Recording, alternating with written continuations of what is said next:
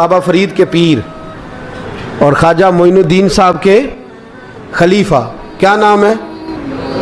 خواجہ قطب الدین۔ مکتب میں پڑھنے گئے نا، پہلے دن 4 سال کی عمر تھی، تو قاری صاحب نے الف با تا سا پڑھایا تو انہوں نے 15 سپارے قرآن پاک کے سنا دیے۔ تو کہنے لگے بیٹا تجھے کیسے آئے؟ کہنے لگے میری اماں 15 سپاروں کی حافظ ہے، وہ سارا دن قرآن پڑھتی رہتی تھی، مجھے سن سن کے یاد ہو گیا ہے۔ یہ بالا نو گالاں یاد ہو سکدیاں نے تے قرآن پاک بھی یاد، اللہ خیر کرے۔ شرط یہ ہے کہ ہم گھر میں قرآن پڑھیں، بچوں کو سن سن کے بھی یاد ہو ہی جاتا ہے۔ خواجہ قطب الدین اتنا عروج پایا اس شیخ کامل نے کہ وقت کا بادشاہ بھی مرید ہو گیا۔ سلطان شمس الدین التمش مرید تھا، دلی کا بادشاہ بھی مرید تھا، اجمیر کا بادشاہ خواجہ معین الدین صاحب کا مرید نہیں ہوا،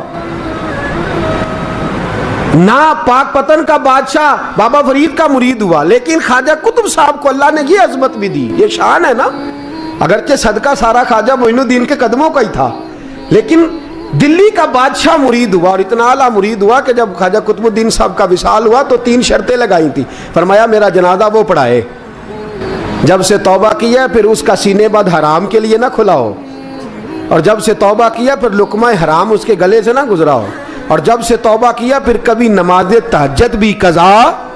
بڑے بڑے صوفی میری طرح کے گردن جھکا کے کھڑے ہو گئے۔ 7ویں صف سے دلی کا بادشاہ نکل آیا، کہنے لگا پیرا ساری زندگی میں نے پردہ داری سے عبادت کی تھی، تو جاتی دفعہ مجھے بے نقاب کر گیا ہے۔ اتنا بڑا انہوں نے شخص تھا، اور حال یہ تھا لوگ کہتے ہیں کہ فلانا آدمی امیر آدمی ہے تو حضرت صاحب کا تعلق، پیر صاحب کا تعلق زیادہ ہے، تو اس کی عمارت نہ دیکھ، کبھی کبھی اس کی پرہیزگاری بھی دیکھ، اس کی خدمت گزاری بھی دیکھ۔ خواجہ قطب الدین صاحب پہ بھی الزام لگتے رہے۔ ایک الزام یہ بھی لگا کہ قریب چلے گئے۔ ہوا کیا، جب بادشاہ مرید ہوا تو کہنے لگا حضرت جی میں نے بادشاہی نہیں کرنی، میں نے اب خانقاہ میں رہنا ہے۔ تو فرمایا بیٹا تو چھوڑ دے گا تو کوئی ظالم بیٹھ جائے گا، تو حضور پھر کیا حکم ہے؟ فرمانے لگے تو نے کرنی ہے۔ تو کہا حضور آپ وہ کہاں ہوتے ہیں، میں کہاں ہوتا ہوں، دل ہی نہیں لگتا۔ تو آپ فرمانے لگے میں ڈیرا اٹھا کے تیرے قریب لے آتا ہوں۔ خواجہ صاحب 1 کلومیٹر کے فاصلے پر ڈیرا اٹھا کے لے آئے۔ فرمانے لگے میں تیری تربیت کرتا رہوں گا، تو مخلوق کا بھلا کرتے رہنا۔ صلی اللہ علیہ، تو حضور کی امت کا اللہ اکبر، وہ قریب۔ اس وقت بھی لوگوں نے بڑی باتیں کی کہ دیکھو جی بادشاہ تھا نا تو پیر صاحب ہی نیڑے آ گئے۔ لوگ دیکھتے نہیں کہ اصل بات کیا ہے۔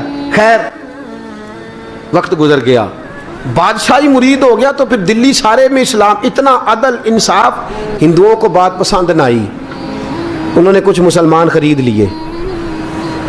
سلطان شمس الدین التمش بیٹھا ہے دربار میں، جاگ رہے ہیں نا آپ لوگ، سب کہیے صلی اللہ علیہ۔ بڑی غور سے سننے والی بات۔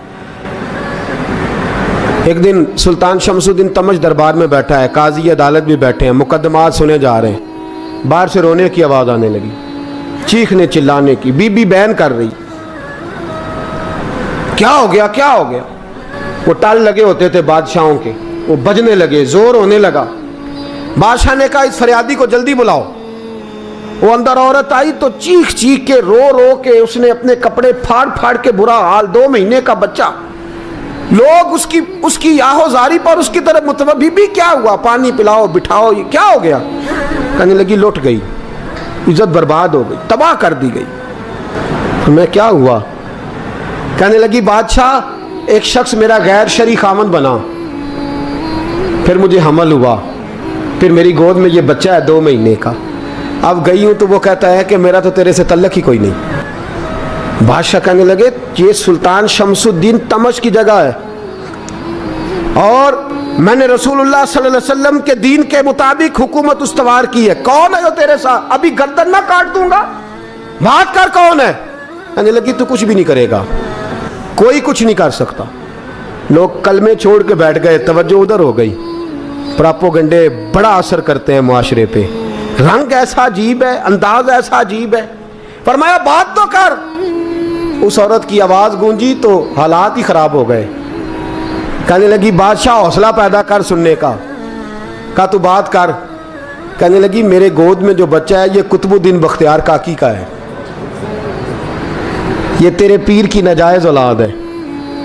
उठाओ, प्रोफेसर सलीम चिश्ती ने PhD की है, वो लिख रहे हैं इस वाक़े को। तेरे पीर का नाजायज बच्चा है। हाथ कांपने लगे बादशाह के, कहने लगे या अल्लाह कभी तू क़यामत बर्पा कर दे तो मामला ठीक हो जाए, मैं तेरी ज़ुबान खींच दूंगा तेरी तूने बात कैसे की? कहने लगी मैंने कहा था ना तेरे अंदर हौसला नहीं, मेरी इज्जत तार तार हो गई और तू पीर बचा रहा है। अल्लाहु अकबर। सुल्तान शमसुद्दीन तमश आसमान की तरफ देख के कहने लगे मौला मुझ मुजरिम को जिसकी बरकत से उठा के तूने मस्जिद में पहुंचाया, आज मुझे तूने किस इम्तिहान में डाल दिया? ये क्या रंग तूने जिंदगी का बनाया है? कहने लगी बुला उसे, उड़ाब गर्दन। अल्लाहु अकबर। ख्वाजा कुतुबुद्दीन बख्तियार काकी, जरा उस जगह पे अपने आप को खड़ा करके देख मेरे दोस्त। जो शख्स दिल्ली के बाजार में निकले तो दुकानें बंद हो जाएं, औरतें घरों में घुस जाएं, जिसके नाम पर चर्चे हों दीन के, वो शख्स लाठी टिकाता टिकाता। उर्स मनाने आसान है, ढोल ढमक्के करके घरों को जाना आसान है, पर ज़रा इनकी राहों का मुसाफिर तो बन इन्होंने अंदाज क्या इख्तियार किया। हज़रत ख्वाजा कुतुबुद्दीन बख्तियार काकी, खबर फैल गई। इतनी शोहरत पाकीज़गी की नहीं हुई थी जितनी इस जुर्म की हुई। लाठी टिकाते टिकाते जब पहुँचे ना बादशाह के दरबार में, बादशाह उठने लगा, काजी उठने लगा, लोग उठने लगे, तो कुतुबुद्दीन बख्तियार काकी की आंखों में आंसू आए। मानने लगे बेटो बैठ जाओ, आज मैं पीर बन के नहीं आया, मैं मुजरम बन के आया।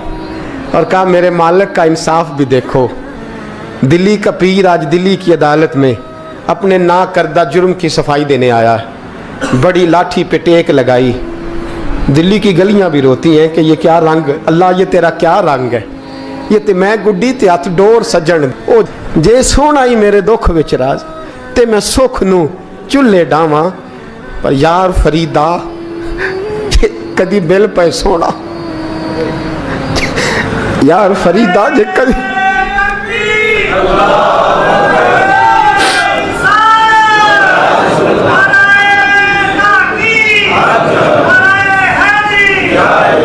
ये कदी मिल पे सोना, बस ओनू रो रो हाल सुनावा। टेक लगाई है, कहने लगी बीबी बोल दे गवाही। कहने लगी बीबी रब जानता है, रब का रसूल जानता है, पर मैं तुझे नहीं जानता, तू कौन है? कहने लगी अच्छा वो लोगों को भेज के तहज्जुद के बहाने पिछले दरवाजे मुझे अंदर बुलाना, रब तेरा भूल जाना। फिर रोने लगी, फिर मकर करने लगी। मुझे बताइए ऐसा कोई मुकदमा हो तो लोग क्या कहते हैं? यकदम हालात बदलते हैं कि नहीं बदलते? दिल्ली का माहौल ही बदल गया, सारा सारा रंग ही बदल गया। औरत तो हिंदू थी, उसने तो झूठ मूठ के कलमे भी पढ़ रखे। अल्लाह अकबर। ख्वाजा साहब पूछते हैं गवाह है कोई तेरे पास? तो 4 कलमा पढ़ने वाले खड़े हो गए। अल्लाह करे कलमा पढ़ने वाले बिका ना करें, आमीन तो कहें। तो खड़े होके कहने लगे हाँ हमने आते भी देखा है, जाते भी देखा है। ख्वाजा कुतुबुद्दीन साहब ने नजर उस्मान की तरफ उठाई, कहने लगे अच्छा जो तेरी मर्जी, मैं गुड्डी ते हथ डोर सज्जन दे, वो जिंज रखे उंज रहना है, वाजिब नहीं विच शरीयत मंदा खसम नू कहना। कहने लगे सुल्तान यार एक रात की मोहलत नहीं दे देता? मैं सवेरे, सुल्तान भी रो पड़ा कि पीर साहब मैं नौकर और मैं मोलते, अच्छा हुजूर जैसे मर्जी। बाहर निकले, खादम कहने लगा हुजूर सवारी पे बैठ जाएं। तो मानने लगे नहीं यार आज पैदल जाना है। इस दिल्ली के चौकों ने मुझे बड़ी सलामियाँ दी है, ज़रा मैं देखूँ तो सही दिल्ली के बाज़ार मेरी रसवाई पे क्या कहते हैं। मुझे ज़रा ये पत्थर भी खाने दे, इनका जायका भी। पैदल गए, दुनिया सो गई। तो दिल्ली के बादशाह ने अजमेर की तरफ मुँह किया। ख्वाजा मोइनुद्दीन हयात थे।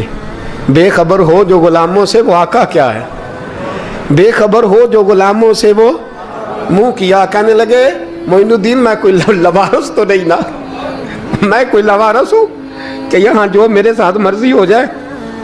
तेरी मजबूरियाँ दुरुस्त, मगर तेरा वादा था साथ देने का वक्त आया है। मैं कोई लवारस नहीं कि अब तू अजमेर में बैठा रहे और मैं दुख सारा अकेले बर्दाश्त करूं।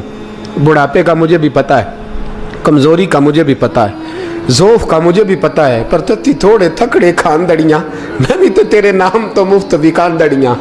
मुझे भी तो पता है ना, मनम गुलाम ने अली हैदरीयम कादरीयम तमज़े अहमद रज़ा खामी ज़नम। मैंने भी तो अपना नाम नहीं ना था जपा, तेरा ही जपा है सारी ज़िंदगी। ये लफ्ज़ कहे, कहते मैं रोया, आँख लगी तो हज़रत ख्वाजा मोइनुद्दीन साहब ख्वाब में मिले। कहने लगे कुतुबुद्दीन मेरा इंतज़ार करना, मैं पहुँच रहा हूँ। मेरा इंतज़ार करना, मेरा इंतज़ार। क्या कहा मियाँ साहब ने? कहते हैं माली दा कम पानी देना होन या पक्के, ये पीर मुरीद दे सिर ते ही रहिंदा है, झूठे होन या सच्चे। मैं आया, फिक्र ना करना। हजरत सवेरे उठे, फिर गए अदालत, फिर कहा ना भाई प्रोटोकॉल, मुजरमों का प्रोटोकॉल 4 मिनट ज़्यादा ले लूँ आज आप हजरात। कहते मैं पहुँचा अदालत और जाके जब कहा ना कि हाँ जी हुजूर बताइए, गवाह भी खिलाफ है, मुकदमा बोलें, तो कहने लगे मुझे मेरे शेख ने हुक्म दिया है कि मेरा इंतज़ार करना। फिर वो जो बातें करने वाले थे कहने लगे जी कौन गया था अजमेर, कौन आया है वहाँ से, हमें रूहानी बातें ना बताई जाएं। यहाँ से तो एक दिन में पहुँचा नहीं जा सकता, ट्रेन भी 36 घंटे लेती है दिल्ली से जाने में। तो कहा यह कैसे हो सकता है, कोई रात को रात आपको खबर हो गई, आप केस को लंबा ना करें। बादशाह मुरीद है, लगता है कि ये रातों रात भगा देगा पीर को। इतनी बातें ख्वाजा साहब ने सुनी। जब बेगुनाह आदमी को ये बातें सुननी पड़ती हैं फिर दिल बड़ा टूटता है, फिर बड़ी तकलीफ होती है। हजरत कहने लगे यारो तुम्हारी मर्जी। शमसुद्दीन तमश की आवाज़ गूंजी, फरमाया जैसे इन्होंने कहा वैसे किया जाएगा। 3 दिन के लिए अदालत बर्खास्त कर दी जाती है। चेम गोइयाँ होने लगी, फबतियाँ कसी जाने लगी। तीसरे दिन शाम का वादा था, चौथे दिन अदालत जाना था। कुतुबुद्दीन बख्तियार काकी के पास लोग आके अफसोस करते तो आप बोलते नहीं। यहाँ तो लोग सफाइयाँ देते बोलते नहीं। फरमाते यार मैं गुड्डी ते हथ डोर सजन दे, वो जिंज रखे मैं उंज ही रहना है, जैसे उसकी मर्जी वैसे। जेड़ियाँ गुड्डियाँ आप ही उड्डियाँ हो ना चढ़न ऊंचाइयाँ, वही गुड्डियाँ उच्चियाँ उड्डियाँ जड़ियाँ साइयाँ आप चढ़ाइयाँ। फरमाया ठीक है, जैसे वो रखे मैं राजी हूँ। अल्लाह अकबर। तीसरे दिन की मगरब का वादा था। जब मगरब का सूरज डूब गया ना, बड़े काफले अजमेर से आए पर मोइनुद्दीन ना आया। वादा किया था यार ने, आऊँगा दिन ढले। वो ख्वाजा गुलाम फरीद साहब रहमतुल्लाह ताला अलैह फरमाया करते थे ना, कव्वा खाने लगा आंखें तो कहने लगे कागा ये तन सारा ही खाइयो, मेरा चुन चुन खाइयो मास, मेरे 2 नैन ना खाइयो, मैनू पिया मिलन दी आस। ने कहा सारा खा जा, आंखें छोड़ दे। उसने कहा था मैं आऊँगा, इंतज़ार लंबा हो गया है पर मेरी उम्मीद तो नहीं ना टूटी। मगरिब की अजान हुई तो लोग कहने लगे लो जी अब बस हो गई। ख्वाजा कुतुबुद्दीन साहब ने अल्लाह अकबर कह के मगरिब की जमात जब मैदान में खड़ी की तो अपनी भी चीख निकल गई, आए नहीं। लेकिन जब नमाज का सलाम फेरा तो ख्वाजा मोइनुद्दीन साहब की 2 रकतें अभी बाकी थी। ख्वाजा साहब पीछे नमाज पढ़ रहे हैं, सलाम फेरा और नमाज के बाद जब उठे ना तो ख्वाजा साहब के सीने के साथ सीना लगा। तो कहा हज़रत जी मैं शहजादा था, आपने कहा था खुश्क रोटी खाना तो मैंने खुश्क ही खाई है, आपने कहा था फाके करना तो मैंने किए हैं, आपने कहा वतन वापस नहीं जाना तो मैं नहीं गया। हुजूर इस इम्तिहान का आपने बताया ही नहीं था, ये मुझे बता जाते अब इस सफ़ेद दाढ़ी से मैं जवाब देता फिरूं। ख्वाजा मोइनुद्दीन साहब ने झटका, पीछे हट, तू ज्यादा इज्जत वाला है कि यूसुफ ज्यादा इज्जत वाला था, तू ज्यादा मकाम वाला है कि आयशा ज्यादा मकाम वाली थी, चुप कर, ये कुछ सूफिया का तरीका है, चुप कर।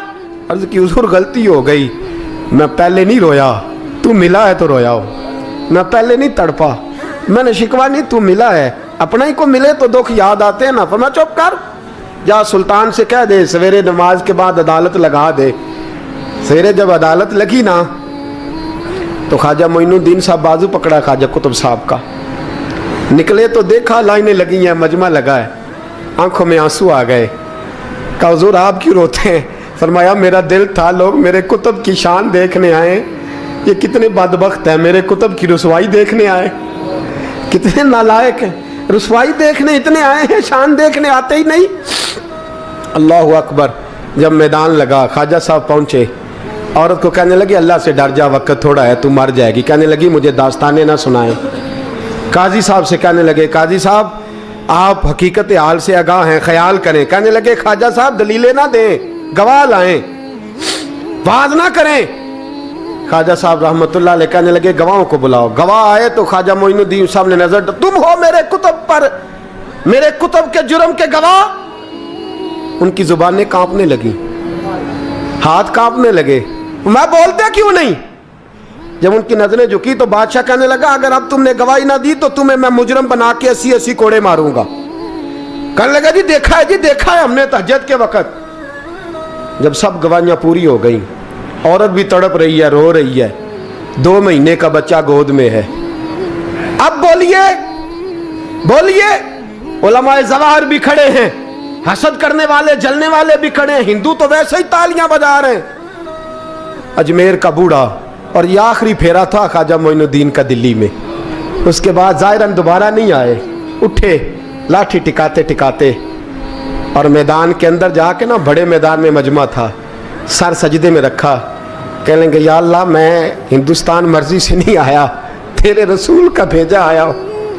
फिर उठे और कहने लगे मौला तेरे नबी का फरमान है कि मेरी उम्मत के उलमा बनी इसराइल के नबियों की तरह होंगे। अगर यूसुफ के लिए बच्चा बोल सकता है तो मेरे कुतुब के लिए भी बोलना चाहिए।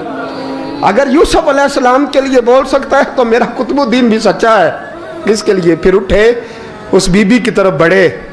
लोग कहने लगे न जाने अब क्या होगा।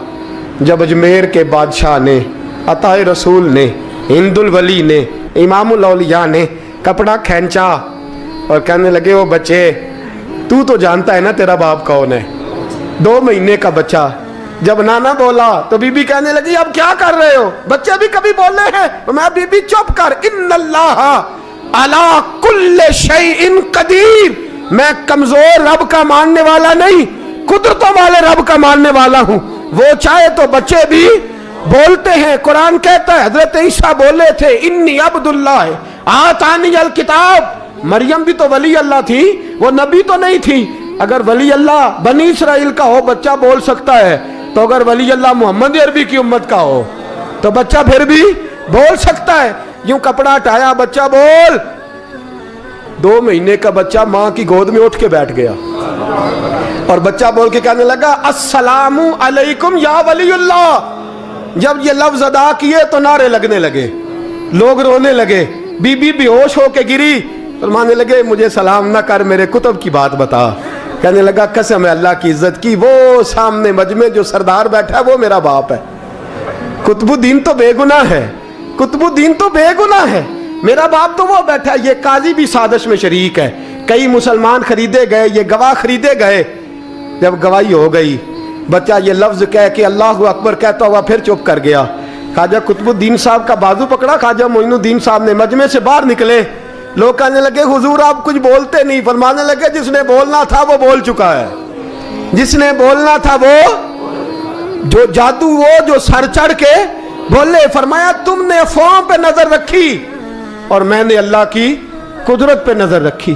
तुमने इसके किरदार को जोड़ा और मैंने इसके किरदार को तामीर किया। हजरत सुल्तान शमसुद्दीन तमश भी पीछे दौड़े, कहा हुजूर कहाँ ले जा रहे हो। फरमाया कुतुब मेरा है, मैं जुमैर साथ लेके जा रहा हूँ। अब मैंने अपना बच्चा तुम्हारे सुपुर्द, अब मेरे पास रहेगा। तुमने सताया मेरी औलाद को, अब ये मेरे पास रहेगा, मैंने नहीं तुम्हें देना।